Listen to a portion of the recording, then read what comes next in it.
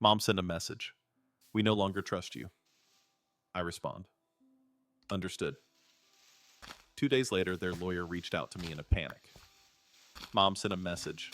We changed all of the locks on the front door, including the gate code. We no longer trust you. That is the type of sentence you never forget, no matter how many years pass. It came in as a text at 8:14 a.m., sharp, as if she had spent the entire night rehearsing and had finally decided it was time to perform. I just gazed at it, not because I didn't expect it. Deep down, I knew something like this would happen, but because it felt so corporate, so clean, as if they were dismissing me from the family. And then, as if the world had stopped to allow me to comprehend the insult, I responded without flinching. Understood? Very smart. But I believe you forgot one detail. I did not wait for a response. I opened the banking app and canceled the $4,800 mortgage transfer I had been making every month on their house, the one they gave to my sister. They argued she earned it because she had grandchildren, but all I offered them was disappointment. 2 days later, a new message arrived. This time the number is different. No emojis, no passive-aggressive ellipses. Just a simple all-caps subject line from a law firm. We have an issue. Please call quickly. I never did, since by the time the email arrived, the event was already over. But let me back up, because stories like this do not start with betrayal. They start with love, or at least the act of expressing it. They begin with a child who keeps saying yes because he believes it will be worth something someday. One day they will say thank you. One day he will be important. That youngster was me for many years. I paid the bills. I solved my problems. I bore the weight. They called for help till I stopped. That morning, the locks changed. But I had already changed something far more important myself. To be honest, I didn't believe I was helping. I believed I was saving the family, the house, and the balance. If someone had asked me back then, I would have answered, I'm just supporting. I can afford it. However, it wasn't just anything. I'd been paying their mortgage for nearly 4 years, at $1,800 every month like clockwork. An automatic debit from my account, as if I were paying a holy family tax. Add in the utilities, property insurance, internet fees, and emergency roof repair after a storm ripped off half the shingles. All of it. My name, credit, and money. They never even thanked me. My sister Marissa, of course, was always dealing with a new dilemma. Her credit card was maxed out. I paid it down. Her car needed brakes. I covered it. Daycare was prohibitively pricey. I sent cash just till she figured it out. 3 years later, she was still finding things out. And yet I never said no. Not once. Because I assumed this was what family members did, until I learned it was exactly what they expected. The first crack showed on Sunday afternoon. I was scrolling through Facebook while waiting for my groceries when I came across the photo. Marissa, my parents, and the kids are all standing in front of the house. The house I was paying for, holding a sign that read, Home Sweet Home. Marissa's present. My mother's caption read, So proud of our daughter for building a future we can all share. This home is in the right hands. I had to reread it. Marissa's home, right hands. There was no acknowledgement of me, no tag, no photo credit, not even the passing phrase. We're grateful for Jordan's support, just them smiling on a porch I had paid for. The comment section was a riot of emojis, hearts, and claps. She's such a powerful woman. You are lucky to have her. She's an incredible support for your family. Even my aunt said, Marissa, you deserve every inch of that house. I wanted to throw my phone away, but I didn't. I just stared at it like if it were a bruise that I wasn't ready to touch. So a few days later, I called the bank to confirm something, just to make sure the mortgage was still in my name. It was, but then the woman on the phone nonchalantly stated, Looks like there was a request submitted last week to change the primary contact to a Miss Marissa Harper. My heart stopped. They didn't finish the verification, she explained. But the documents are being processed, I said before hanging up the phone. Then I examined my statements, which is when I noticed it. There's an extra $2,400 missing from my checking account. A transfer to a card I did not authorize. I recognized that number. Marissa's emergency visa. I once bailed her out while she was temporarily unemployed 2 years ago. I messaged her quietly. Me. Have you used my card again? Marissa. Jordan, don't make this a thing. We needed groceries, and the children needed shoes. I assumed we were still sharing that one. Me? No, we were not. She did not answer, but my mother did. Mom. Honey, Marissa is going through a lot right now. She stated she will repay you. Let's avoid starting a conflict over a few dollars. A few dollars. When it comes to me, $2,400 is a small amount, but when Marissa misses a phone payment, it becomes a disaster. Then came the group chat. They had renamed it Family Circle, despite the fact that I had never modified it. Someone has uploaded a meme, a man giving over his wallet with the phrase, "Big Brother Energy Pay, now asked, never." My cousin said, "Tag Jordan." Then, "Yo, can we get you to cover my student loans too?" Even my father chimed in. "Only if you rename your child after him." Got to keep the donor happy. I stared at the screen. Nobody was defending me. There's not even a joke to balance things out. I exited the chat. They added me back. I left again and blocked them all. But none of that compared to what happened on Friday. I was mowing the backyard, which I've been maintaining for 3 seasons. Because as my father once said, it's not worth hiring anyone when you're around anyway. The mower sputtered, and I took a water break. The kitchen window was open. That's when I heard my mother and Marissa. Their voices were clear, piercing, and natural, as if this wasn't the first time. Marissa was chuckling. "Did you see his face when I told Aunt Karen the house was mine? He didn't even blink, like a puppy. Just happy to sniff the plate." Mom was giggling. "It's almost done. Once the paperwork's through, he won't be able to say a thing. He's the one who insisted on keeping it in his name. That's on him." Then, Marissa again. "Honestly, it's better this way. He's always been distant like a guest with a wallet." And then came the words that sealed the deal. "Mama, he's not family anymore. He's just a sponsor." I did not move. I stood there with the bottle in my hand, allowing the water to drip down my fingers like blood. I felt at the end of whatever illusion I'd been holding on to. Not relatives, but a sponsor. They didn't realize I was listening. They did not see me move away. But that moment, that statement shattered something that had been crumbling for years. And I swear to God, something new started to grow in its stead. Just resolve, no rage or anguish. They did not expect me to show up. The invitation arrived in a rigid white envelope with gold trim and embossed inscriptions. "Please join us in celebrating Diane Harper's 60th birthday." No signature, simply from your family. There are 60 guests, large venue complete, catering a slideshow. I heard of a legacy event. I did not RSVP. I did not call. I merely circled the date in red and prepared. 3 days before the celebration, I printed a document. $311,115.84. Total financial contributions include mortgage, utilities, repairs, and insurance. Each line item includes the date, purpose, and a copy of the bank transaction. I saved it on a USB drive, along with the audio from the open window. He is no longer family. He's only a sponsor. Screenshots of group discussions calling me a wallet. Photographs of receipts. The email in which my sister submitted paperwork to have the house transferred totally to her name. If she owned the house, she was also responsible for the loan. I messaged my grandfather that morning. He didn't respond. I did not need him to. The venue was just what I expected.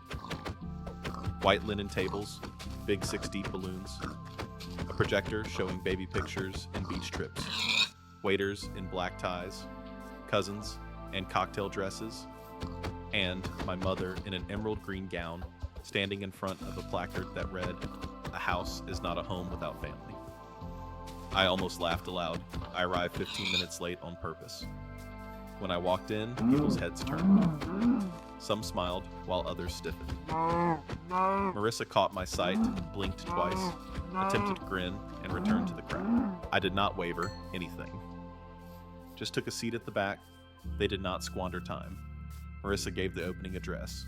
We talked about sacrifice. Love, true family. Someone mentioned how this year had brought us closer together. The screen behind her displayed a photograph of the house. The caption reads, "Built with love, passed down on purpose."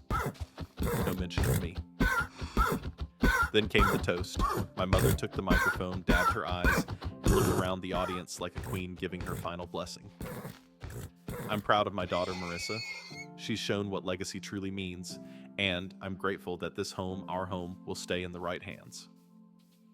Applause, smiles, until I stood up and gently approached the microphone. I wasn't going to say anything tonight, I said softly. But since we're talking about legacy, let's do the math.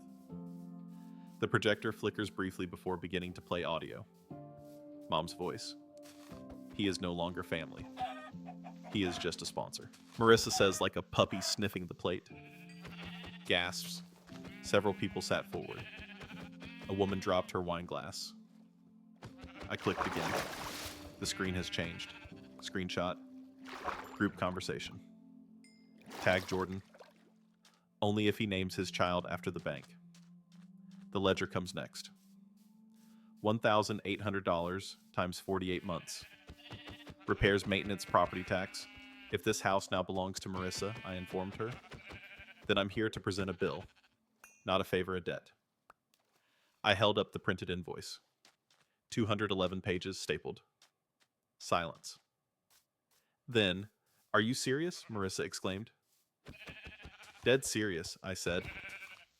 "Unless you want to call it theft." It was a gift my mother snapped. "Funny," I remarked, moving closer. "I didn't sign a gift certificate. I signed every check." My father stood up as if about to launch. I turned to face him. "Want to talk about the loan application you filled out using my name as a co-signer without telling me because I've got that too?" He sat back down. That is when the door opened and my grandfather walked in. He didn't say anything at first. I stepped directly to the front of the room. All 60 guests watched as he took the microphone, glanced around, and spoke slowly. "You raised a thief," he added, staring at my father. "And a coward. You tried to bury your son in silence. But the thing about mud is it doesn't hide footprints for long. The trust is yours now," he added, looking at me. "The one your father tried to redirect. I changed it last week. Marissa's name has been removed completely." Gasps again. My mom's face cracked. Marissa's knees buckled. She used the back of a chair to stabilize herself. "You want a legacy?" Grandpa asked, staring directly at them. "Earn it the hard way." He dropped the mic literally and walked away. I placed the printed invoice on the gift table between a stack of boxed wine and family photo albums. "You changed the locks," I announced loudly enough for the back row to hear. "I changed my future. I'm not your donor. I'm your debt collector." Then I walked out. Did not stay for cake. Did not shake hands. I didn't look back. The celebration was over. And so was the falsehood. The next morning, I awoke to 57 unread texts. The first came from my mother. "You embarrassed me for my birthday. You mocked your own blood." Then, my dad. "I don't care what you believe, you are owed. You will not see a single penny." Then, as usual, Marissa uploaded a black screen on her Instagram story. "Some wounds come from those who were supposed to heal you." The comments accompanying her final shot were a parade of ambiguous sympathy. "You do not deserve this. Mama, stay strong. Family will ruin you more quickly than strangers." None of them realized she had called me a pocketbook from behind a locked window. Neither of them had seen the invoice, but somebody else had. 2 days later, I received a call from an unknown number. I responded out of pure curiosity. "Greg Harper," the speaker said calmly and clearly. "My name is Philip Grant. I'm an attorney representing your parents. I'd like to discuss a potential financial resolution." I did not speak. They're not looking for a lawsuit, he explained. They want this to go away quietly. No press, no social media. In exchange, they're willing to offer a settlement. I slumped back in my chair. Let me guess, I replied. Half the amount I'm owed in exchange for silence. A reasonable amount, he remarked, given the informality of the arrangement. I nearly laughed. Philip, I replied. I have every receipt, every deposit. I have audio of them mocking me. I have their voices on tape admitting what they did. I'm aware, he replied stiffly. That's why we're calling. Then here's what we'll do, I explained.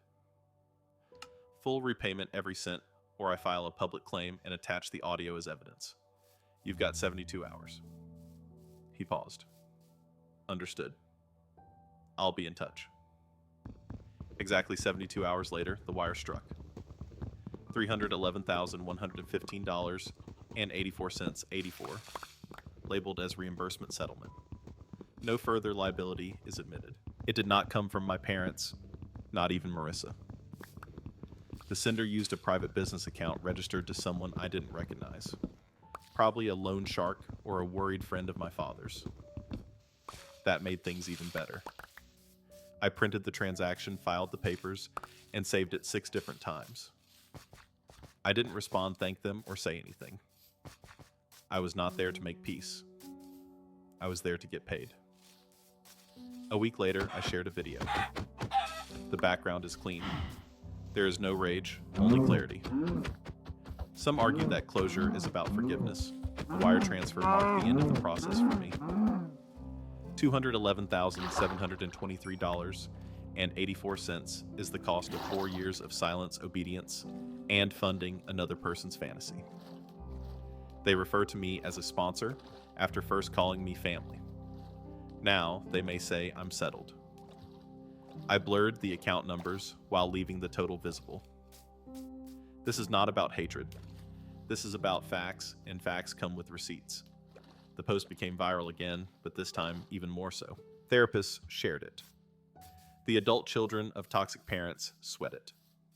One guy DM'd stating it encouraged him to cancel his mother's auto lease. I did not respond. That day, my father left a voicemail. So that's it. Do you honestly believe that money can heal everything? Do you think you've won? You are no longer part of this family. I deleted it without hearing the rest. They had changed the locks. I altered the terms. Now, I reside in a tiny modern apartment with large windows and complete silence. There's no family group chat, no late night calls for immediate assistance. There are no guilt trips disguised as concern. People occasionally question if it hurts to be done with them. It does not, because the reality is, I'm not finished. I am free. Freedom cost exactly $311,115.84. People keep asking if I am feeling lighter now, if cutting off my family provided me peace closure, or whatever word people like to say when they mean it. Did it work? The answer is easy. I do not feel lighter. I feel more clear. Because calm isn't necessarily synonymous with weightlessness. It sometimes comes with gravity, a grounded, firm sense that you're finally on your own side. After everything, they vanished precisely as I predicted. No calls, no letters, no "we miss you." Just silence. Not the sort that hurts, but the kind that affirms the truth. I was never their son. I was a service member. And when I stopped working, I stopped mattering. 2 months later, I finally learned to love mornings. The way sunshine seeps through clean windows. The sound of coffee spilling rather than texting. There are no group conversations begging for favors. Number.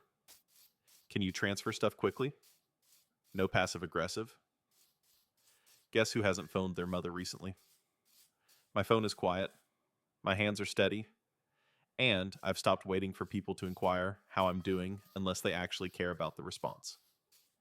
People who only know a part of the story continue to ask, but they're your family. I nod. Yes, just as a cage remains a home if you've never known anything else. But I stepped outside, And the air out here doesn't demand proof of my usefulness. I don't tell the entire tale anymore until someone has earned it. There's no excitement in retelling trauma, only exhaustion. So today, when people wonder why I'm not close to my family, I just explain that I stopped mistaking access for affection. That typically shuts them up. I used to check my previous accounts to see if anyone had reached out. They did not. Not once. No apologies or explanations. Not even a guilt trip passed off as care. There was nothing but silence, as if I had never existed, like $211,723.84 of my existence was an administrative error that they corrected by eliminating me. Fine. Allow them to pretend. They excel at pretending. What is the worst part? They undoubtedly believe I still care, that I'm out here stewing in rage, waiting for an apology, secretly hoping they'll change. I am not. I have seen them for what they are, and when the mask slips that far, you don't wait for it to come back on. You walk away. You do not check your rearview mirror. Forgiveness. Number. That's a word people use as a blanket when they're feeling guilty and want your comfort without having earned it. Forgiveness necessitates acknowledgement, accountability, and regret. They provided none of that, so I'm not returning anything. My therapist once asked me, what would you say to them now if they were in front of you? I thought about it. I sat in that chair breathing gently, trying to visualize their faces, those familiar masks formed over years of denial and deception. I said nothing. I wouldn't say anything because it would imply that they still have access. But they don't. There is no key anymore. There is no emergency contact. There are no bank accounts with shared permissions. No numbers were saved just in case. I removed all traces of them from my life, not out of spite, but because of necessity. That is pretty much how survival works. It does not come with fireworks. It simply comes with locked doors and a clean slate. Sometimes I imagine them telling people I cut them off because of money. I was always distant, that I had lost it. Sure, let them. Allow them to keep their softened and flattering versions in which they are victims of the ungrateful child who dared to say no. They need fiction. I have the facts. Facts don't beg. They don't whine. They don't tremble under inspection. Facts sit stationary. They wait. They endure. Just as I did. Now I live. Not in a fairy tale. Not in retribution. Just life. Real. Boring. Mine. I work. I rest. I laugh when it's funny. I eat when I'm hungry, not when I'm asked to attend a family meal where I'll pay the tab and be forgotten. I remember my mother telling me years ago that if you ever left, we'd fall apart. And she was correct. They did. But I did not. I am not broken. I am not bitter. I am not waiting. I'm just finished. Not as a warning, not as a statement, as a fact, like a locked phone, like a clean inbox, like a phone number that rings once and goes nowhere. No forwarding. There is no comeback. It's just me whole and free.